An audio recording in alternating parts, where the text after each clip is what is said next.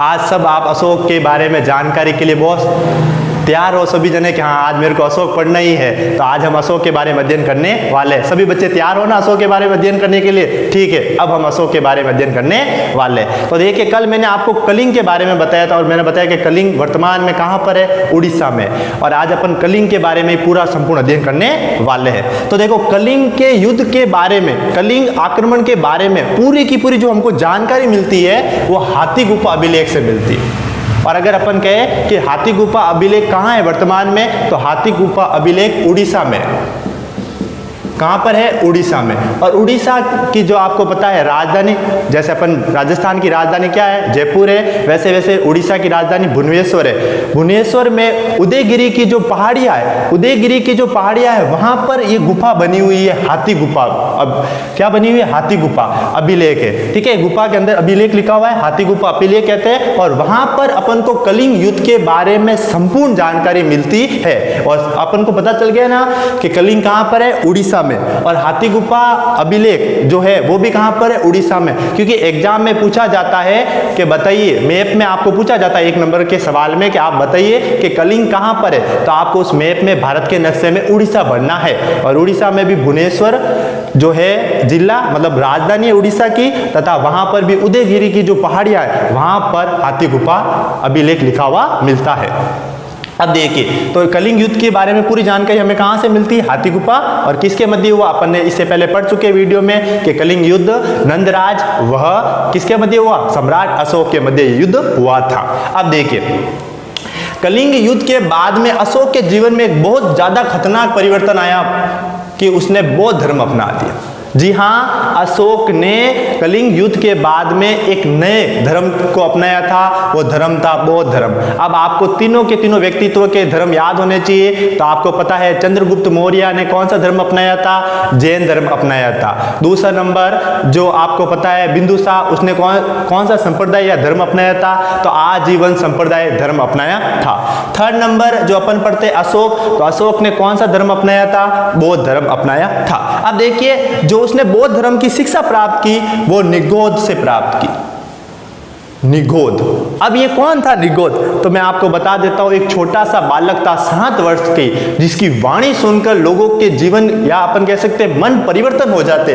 जी हाँ, निगोध एक छोटा सा बालक था जिसे अशोक जब उसके साम्राज्य में, मतलब अपन कह सकते हैं राज दरबार में, जब अशोक के राज दरबार में निगोध आया और निगोध ने अपनी वाणी, अपने विचार जब अशोक के सामने प्रस्तुत किए तो अशोक का मन परिवर्तन हो गया, हृदय परिवर्तन हो गया। जी हाँ, मात्र 7 साल के बच्चे ने अशोक का जीवन परिवर्तन कर दिया और उसने बौद्ध धर्म अपना दिया। तो अपन कह सकते हैं कि अशोक को बौद्ध धर्म की जो शिक्षा दी वो किसने दी थी? निगोध ने दी।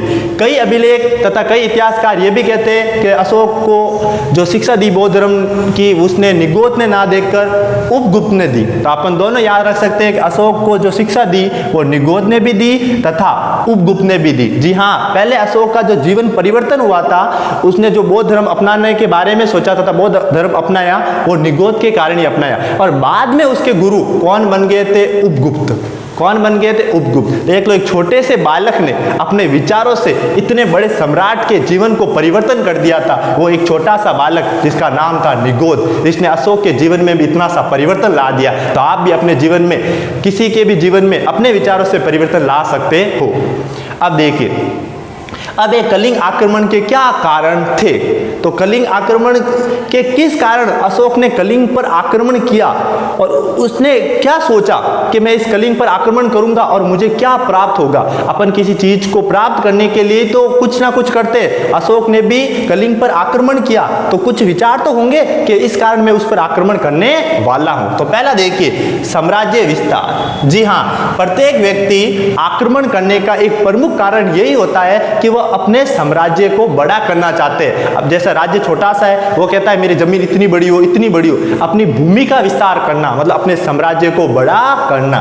कोई भी राजा आक्रमण करेगा, ये पॉइंट तो सब जगह कॉमन ही है, साम्राज्य विस्तार करना। अपना हर राजा अपना साम्राज्य विस्तार करना चाहता था। सेकंड पॉइंट था कि जो आपका कलिंग था, जो व्यापार का केंद्र था। जी हाँ, उस समय दक्षिण भारत में व्यापार का सबसे बड़ा केंद्र कौन था? कलिंग कलिंग था। इस कारण कलिंग को प्राप्त करना चाहता था अशोक, क्योंकि उस समय दक्षिण भारत में जाने का स्थल मार्ग या अपन कह सकते हैं समुद्री मार्ग एकमात्र ऐसा मार्ग था, स्थल मार्ग, जिससे जो उत्तरी भारत या पूर्वी भारत के जो लोग हैं वो कहां पर जा सकते थे, दक्षिणी भारत में जा सकते थे और पूर्वी भारत में जा सकते थे।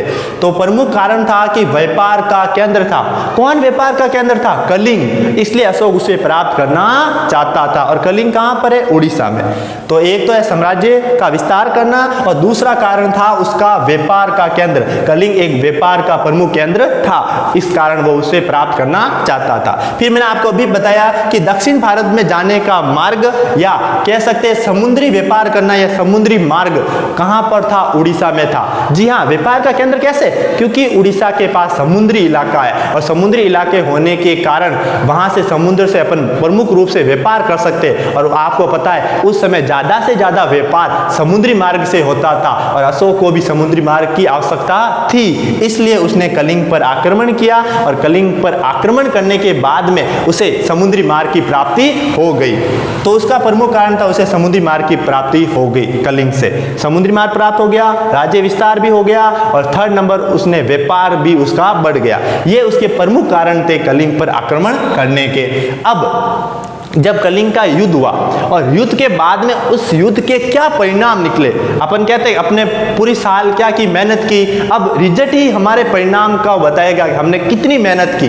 तो अपन का जो रिजल्ट होता है उसे अपन क्या कहते हैं? परिणाम। वैसे वैसे युद्ध के बाद में भी उसका एक परिणाम निकलता है। तो अपन देखते हैं कि कलिंग युद्ध के क्या परिणाम हुए। तो देखिए अशोक ने अहिंसा मतलब हिंसा था। पहले वो क्रोध आता था, वो लोगों को मार देता था। एक कहानी आपको मैं बताता हूं अशोक के बारे में। एक बार कुछ महिलाओं ने, ठीक है, उसको कहा कि तुम सुंदर नहीं हो, तुम बदसूरत हो। ऐसी बातें करने पर अशोक ने उन महिलाओं को जला दिया तथा उनके परिवार को भी जला दिया। यह कहा जाता है कि उसने कम से कम 500 महिलाओं को एक साथ जला दिया था सिर्फ उसकी बुराई करने के कारण। तो आप भी सोच सकते हो कितना हिंसावादी था। लेकिन कौन से युद्ध? कलिंग के युद्ध के बाद में, या अपन कह सकते एक छोटे से बालक निग्रोध के कहने के बाद में उन्होंने हिंसा का रास्ता छोड़कर अहिंसा का रास्ता अपना दिया। अहिंसा मतलब वो कभी भी झूठ नहीं बोलेगा तो क्या बोलेगा? सत्य बोलेगा। उसमें क्या प्रेम की भावना उत्पन्न हो जाएगी। वो दान देगा, वो परोपकार का रास्ता अपनाएगा, वो दूसरों के प्रति दान देगा। अशोक ने जब कलिंग युद्ध के बाद में लोगों को दान देना भी स्टार्ट किया था। उससे पहले वो सिर्फ छीनना सीखा था, देना कभी नहीं सीखा था। लेकिन कलिंग युद्ध के बाद में उसने देना भी सीखा था। उसके मन में प्रेम की भावना भी उत्पन्न हुई थी और वो सत्य बोलना भी प्रारंभ कर चुका था। नहीं तो आपको पता ही है कि उसके कितना खतरनाक था। उसने अपने 99 भाई को भी नहीं छोड़ा, उनको भी उसने मार दिया। लेकिन कलिंग युद्ध के बाद में उसके जीवन में जो परिवर्तन आया वो वास्तविक इतने अद्भुत परिणाम है, इतने अद्भुत जो परिवर्तन आए वो किसी के जीवन में नहीं आ सकते। देखिए वो सत्य बोलने लग गया, प्रेम का रास्ता अपना दिया, दान देने लग गया, परोपकारी हो गया। ये सारे अशोक के जीवन में कलिंग के युद्ध के बाद में जो परिणाम आए वो ये सारे परिणाम आए। उसके बाद में उसने बौद्ध धर्म का अनुयायी बन गया।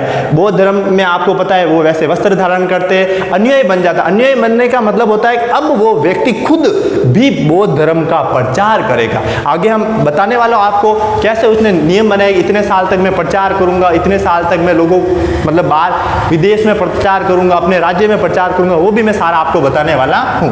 तो बौद्ध धर्म का अनुयायी बन गया तथा बौद्ध धर्म का प्रचार करने लग गया।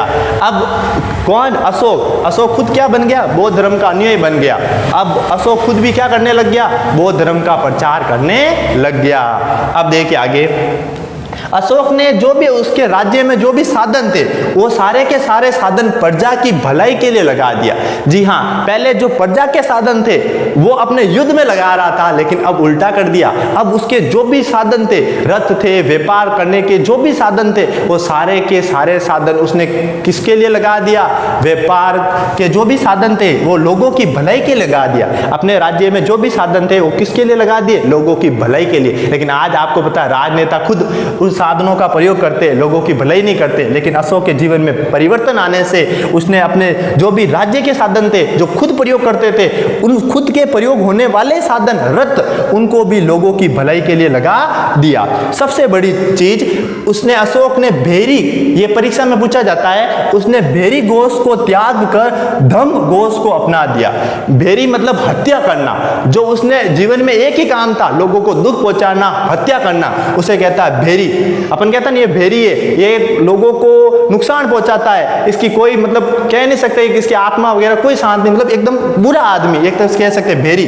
तो उसने भेरी घोष को त्याग कर धम घोष को अपना दिया। धम मतलब आपको पता ही है, सत्य बोलेगा, प्रेम है, परोपकार की भावना है, धर्म की भावना, जिसे अपन क्या कहते हैं धम।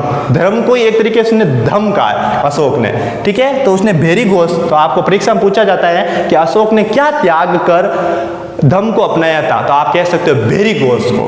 किसको? भेरी घोष को त्याग कर अशोक ने धम की नीति को अपनाया था।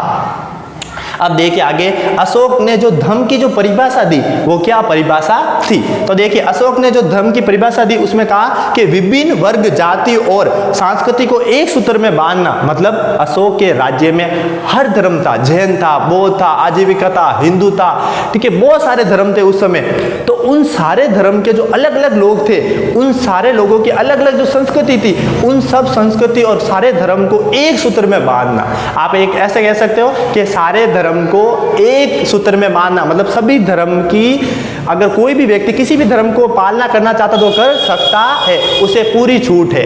ऐसा में ऐसा नहीं कि मैं बौद्ध धर्म का हूं, तुम्हें भी बौद्ध धर्म अपनाना है। अशोक ने ऐसा नहीं किया, उसने कहा कि आप कोई भी धर्म की पालना कर सकते हो। सारे धर्म और संस्कृति को उसने एक सूत्र में बांध दिया। तो सारी जातियों को, सारे धर्म को और सारी संस्कृति को उसने क्या कर दिया? एक सूत्र में बांध दिया। तथा लोगों के नैतिक उत्थान के लिए अशोक ने जिन आचरणों और संहिताओं को प्रस्तुत किया उसे अभिलेख में ही धर्म कहते हैं। मतलब लोगों के उत्थान के लिए, लोगों के कल्याण के लिए जो उसने, अपन कह सकते हैं एक तरीके से संहिता, या अपन कह सकते हैं नियम, यहाँ पर अपन कह सकते हैं, आप याद रखने के लिए नियम भी लिख सकते हैं, ठीक है। तो लोगों को अपन कह सकते हैं उत्थान के लिए जो नियम बनाए थे, उन नियमों को जिस अभिलेख में लिखा, उस अभिलेख को ही क्या कहते हैं? धम्म की नीति। हाँ, अशोक ने कुछ नियम बनाए थे लोगों के लिए, धर्म पालना के जो नियम बनाए थे, उस नियम को अपन क्या कहते हैं? धम्म कहते हैं। और क्या नियम बनाए थे?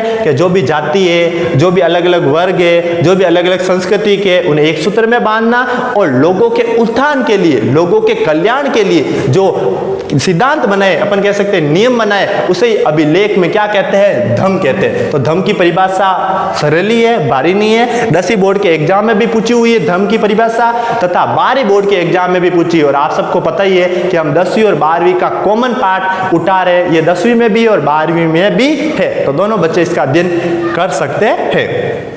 तो अपन को पता चल गया धम्म एकदम सरल परिभाषा है। और ध्यान रखना, धम्म की परिभाषा परीक्षा में पूछी जाती है, आपको याद ही करनी पड़ेगी धम्म की परिभाषा।